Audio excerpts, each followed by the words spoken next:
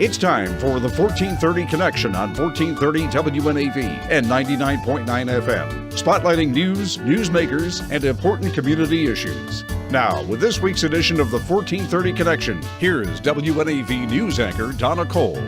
Welcome to the 1430 Connection. This is part one of a two-part series, and in the studio with me today is County Executive Steve Schuh.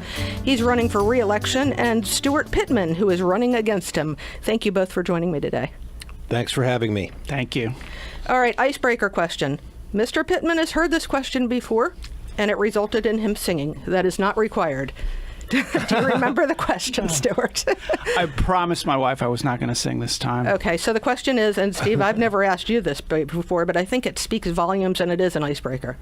Favorite book, movie, and song?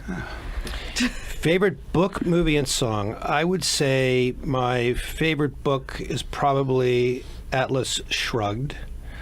My favorite movie? Probably Godfather Part 2. And favorite song, that's tough. I would say Turn, Turn, Turn by the Byrds. Huh. All right. You actually wrote that down, Steuart, Godfather Part 2. Do you remember your answers? I wrote down my favorite book. Okay, well, your answers, because I went back and looked. Tennessee Stud, and you sang. Blazing Saddles, which gave us the horse motif. I love that movie. See? There, common ground. That was good. And Audacity of Hope for the Book by Barack Obama. Exactly. Yeah.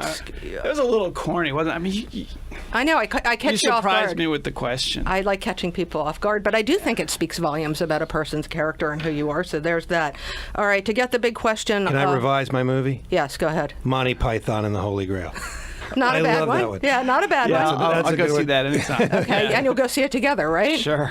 Okay, you two have a connection other than you're running against each other. You've known each other for a while. You're not complete strangers. Yes? Yes. Okay, good. We've known together. I think we sat down the first time was before you ran, about a year before you ran. We talked about ag issues. Yep, we've known each other for a long time. He's been very involved in agricultural issues, and we worked together on legislation to maintain the rural nature of South County and other rural lands. And my wife and I are a member of his family's Wine of the Month Club. And my wife fixed his mother's car seat. Right. Okay, then. No, she had a new car and she didn't know where the buttons are. And It's a complicated car. My wife has it. So my wife was picking up, I think she was picking up wine. That could probably at the farm. And so his mom was having struggles with her car. My sister runs a winery. My sister and brother-in-law. Moving on, you were at this. I don't know, Steuart, if you were at it, but I used to write for the Capitol. I have a great relationship with the people from the Capitol. I know Mr. Schuh and myself were at the memorial service for the 5 that were lost in the mass murder. And during that service, Rick Hutzel, the editor of the Capitol, said to the journalists that were sitting there, when you have a politician sitting in front of you, ask them what they're going to do to make sure that mass murder that mass murder is the last one. What are you going to do, Mr. Pittman, if you were elected, to make sure that doesn't happen again? Well, I can't make that promise, of course, but gun violence is an issue that people are talking about now, and I'm glad that they are. I appreciate that the Maryland General Assembly passed a bill in 2013 that limited the sale of semi-assault, of the assault weapons, basically. I supported that, and I appreciate that they also required handguns to be registered. I think we need to know who has guns, because if we're going to keep guns out of the hands of bad people, people who shouldn't have them, the first step is knowing who has them. I'm a gun owner. Lots of my friends in South County own guns, probably more do than don't. And I really believe that people who have guns care just as much about keeping them out of the hands of bad people as people who don't have guns. So there's common ground. I think we need to bring people together. We have 60 boards and commissions in Anne Arundel County. None of them deal with gun violence. And I think that, I don't believe in boards and commissions solving all problems, but I think this is an area where people can come together. And if we have one that continues to work and continues to advise the Maryland General Assembly on how our gun laws are working and how we can improve them, that then we have a role to play at the local level. And I think police officers need to be part of that. I think gun safety training people need to be part of that, gun owners and people who are gun safety advocates. So I think that that's one step that we can take, but I don't have a solution. Okay. Mr. Schuh? The Capitol shooting was the most unbelievable incident to occur ever in this county, probably our lowest and saddest moment, and people are still heartbroken. It's the sort of thing that happens other places, but it doesn't happen here, but it did happen here. I think it's a three-part crisis. The first part is a mental health crisis. The shooter was one of 70,000 people in Anne Arundel County with mental health problems, and we need to do everything we can do at the local level to expand services and help people get the mental health treatment that they need. The second part is that this is a crisis of gun violence. We're seeing this all over the country, and I believe we need to take common sense measures like those advocated by Larry Hogan to make sure that people who have serious mental health issues or who have a record of violence, especially domestic violence, that they not be allowed to have guns. I support the legal ownership of guns by law-abiding citizens, but not by people who are mentally unfit or incapable of appropriately handling a firearm or who are prone to violence. But the third part of this crisis, to me, is cultural. We have for many years now glorified violence in our society, in the movies, in arcade games and in video games. We reward people who commit heinous acts of violence with wealth and notoriety. We've disrespected life at all stages, and I believe as a society we need to recommit ourselves to the values of respect for our neighbor, love thy neighbor. And if we can recommit ourselves to that, ultimately we will solve this problem of gun violence. But as long as we continue to glorify violence and disrespect the lives of others, this problem will persist. We're going to take a short break. We'll be right back on the 1430 Connection.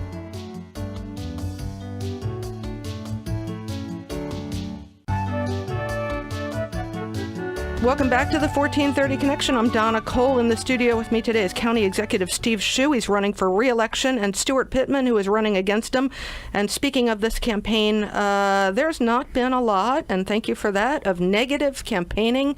Your campaign appears to be right now completely different from what we're seeing in the gubernatorial race. So I don't love negative campaigning. Mr. Pittman. Nobody loves negative campaigning. No, I think... some of our supporters on the internet, of course, go after each other, and that will happen, and there's no way around that. I do think that the election is going to be, because it's an incumbent and a challenger, there's going to be a lot of talk about the last 4 years. So I hope that people don't, and Steve doesn't interpret my criticisms of what's been done in the last 5 years and reasons to make a change as personal, because I don't see them that way at all. But I think it's going to be a lively campaign because we don't agree on everything. Mr. Schuh?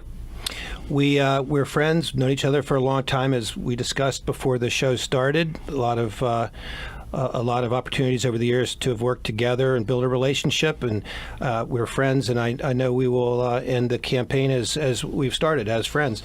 That being said, we have very different policy positions on a lot of things. We're going to slug it out, and when it's all over, we'll shake hands and go get a beer, or actually a glass of wine is what we're going to do. Red, white, or rosé? Any of the above. All the above. Okay. I think after a slugfest, a beer is more appropriate. Right. All right. Number one topic raised in when I put it out on Facebook, asking people what they wanted me to ask about. I've already told Mr. Pittman what that was. Any guesses what that might be? Taxes. Lead. Schools. The issue of the day. Yeah. Serious issue. Under recently enacted state law, jurisdictions in Maryland are required to test school facilities for the amount of lead in the water fountains and drinking water. And the school board of Anne Arundel County is now 1/3 of the way through its effort to test over 100 schools. And a substantial number of the schools are not meeting standards for the amount of lead. There is no such thing as a safe amount of lead in water. but it's generally agreed that anything below 20 parts per billion is not a threat to human health. And we do have schools that are in that vicinity. And so the school board... To interrupt, it's especially dangerous for our young people. More so well, we don't think there's any danger to human health, but that being said, we also don't want people consuming any lead at all. And so the school board has initiated an effort to retrofit its pipes and to make sure that the water is clean of lead or other contaminants. The county government, we're happy to help the school board in any way we can with resources. If they need engineers, whatever they need, that message is being communicated by me later today to the superintendent when we get together for lunch after this meeting, that we stand ready to help them. Mr. Pittman, anything you want to add to that? Because this is something that you will inherit if you win the race. Yeah, and I have two kids that are going into third grade in public schools, twin boys, and we send them to school with water bottles. I think most parents are going to do that. We know that lead is a threat in high enough levels, and the good news is that most of it is coming from faucets that can be replaced so that it can be dealt with. We're lucky that, unlike Baltimore, where kids are tested every year for lead, the kids are actually tested because they have so much lead in their pipes that our buildings are not that old, and our school buildings are not that old. Not as old as in Baltimore. The whole system in Baltimore is lead, so it's kids are tested every year. They're required to be tested, the actual kids. So it's a cause for concern, but I think it's going to be dealt with. All right. When I said it was just lead, I should have broadened that. It is schools in general, but lead was tops on there, and that included school security. And this is a question from one of the people. I put it out on Facebook, too. And it says, from a friend's Facebook post, Steve Schuh announced $14.8 million would be spent to add 20 school resource officers to school systems, high and middle schools. Recently, only 2 were hired. Some of this, I don't know what is fact from fiction, but we can illuminate that. The article appeared in the Capitol, was written by Rachel. He gave a press conference. So where are the other 18, as in school resource officers? School safety is a prime issue for parents all across the county these days. You know that. Yes. You know that. Yep. Mr. Schuh, what's happening with that money? We are absolutely committed to making sure people in this community feel safe at home, at work, and especially at school.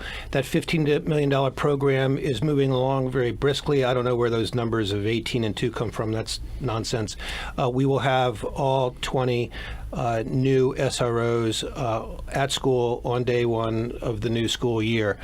The other parts of the program include 4,000 new interior locking doors, thousands of additional security cameras, and new audio-visual keypad entry systems so that we can see who's trying to enter the schools. And this program, which will be implemented over the next year and a half, will put us at the forefront of school security in the country. But 20 will be on hand at these high schools and middle schools across Yes, the county ma'am. on day one. Absolutely. And Mr. Pittman, is that, go ahead. So, I appreciate that the state is providing funding for Anne Arundel County and other counties to address this issue. It's very important.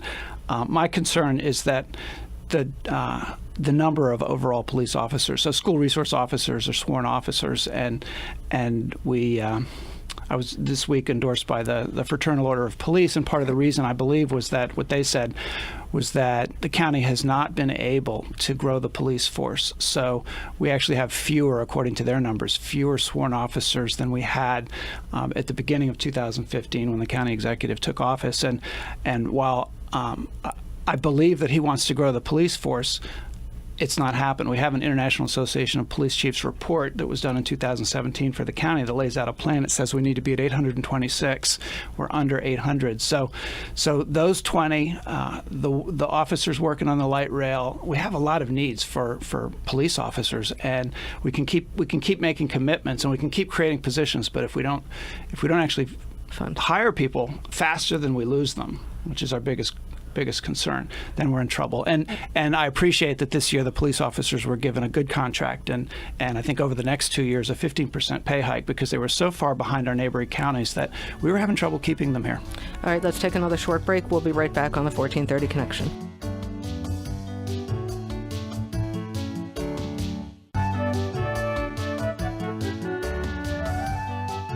Welcome back to the 1430 Connection. I'm Donna Cole. I'm in the studio today with Anne Arundel County Executive Steve Schuh. He's running for re-election. Steuart Pittman is running against him. We got into the talk about police. Mr. Schuh, do you feel, I think sometimes being the boss is kind of hard, and I think you know that. And we've talked about this before, you like doing budgets, and do you feel like sometimes your hands are tied with what you can do, what you can... Can I comment on the last question? You can, before absolutely. We turn Please to do. Yeah. The budget question? I agree with Stewart's analysis about the police department. I came into office with a sworn force of about 700, set a goal of 800. I do believe 825 is the ideal number. We've added 80 positions in public safety during my 4 years in office as part of that drive toward 800, but we have not been successful in actually filling the seats. He's quite right.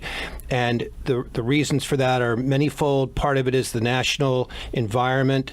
The attitudes that people have today toward police have made the profession less attractive to some young people, so we're having trouble recruiting people into academy programs. The pay was inadequate, and other factors. And in recognition of that, we this year did offer a 15% pay increase over 2 years to bring our starting salaries up to where I believe they need to be to get those seats filled. So we are working very hard to get those seats filled because I go to bed every night. I wake up every morning thinking about the drug problem in this county and the drug dealers who are flaming it, and the gang problem we have that's emerging in this county. And I know our police officers and sheriff's deputies need the man and woman power that is necessary to combat those problems. As far as the budget, your question was, do I feel constrained? Like sometimes, yeah.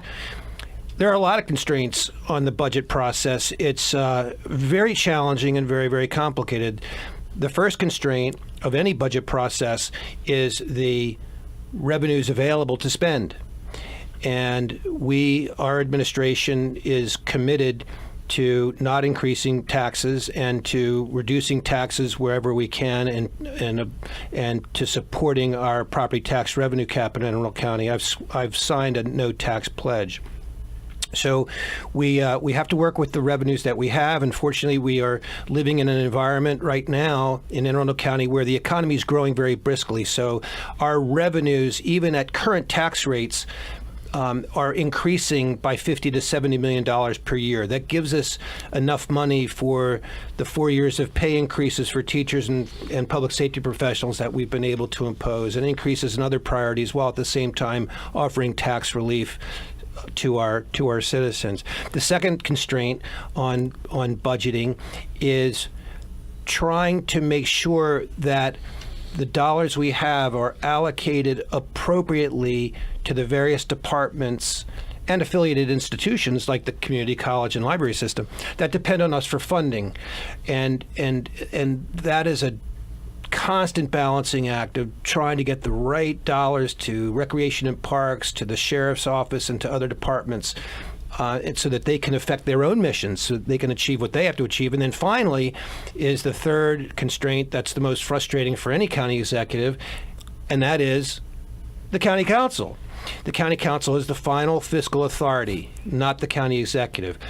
Any county executive sends down a budget proposal, but it is the county council that enacts and modifies that budget to comport with its priorities, and then it's the obligation of the county executive to carry out that budget as ordered by the county council.